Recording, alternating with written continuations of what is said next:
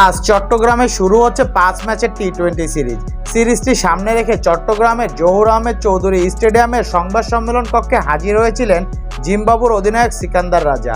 Series নিয়ে কথা বলার আগে টেবিলে থাকা কোমল পানি ও কোকাকোলার বোতল সরিয়ে দেন রাজা। গাজায় ইসরায়েলের আগ্রাসনকে কেন্দ্র করে বিশ্বের বিভিন্ন দেশ পশ্চিমা পণ্য বর্জনের হিড়িক চলছে। এইসব পণ্যের মধ্যে অন্যতম কোমল পানীয় ব্র্যান্ড কোকাকোলা। মুসলিম অনেক দেশের মতো বাংলাদেশও কোকাকোলা বয়কট করেছে অনেকে। ধারণা করা হচ্ছে বর্জনের অংশ হিসেবে হয়তো কোকাকোলার বোতল সরিয়ে দিতে পারেন রাজা।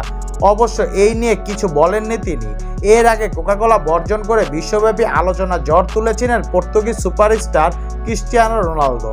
10 নামিয়ে দিয়েছিলেন ওই পণ্যের শেয়ারের।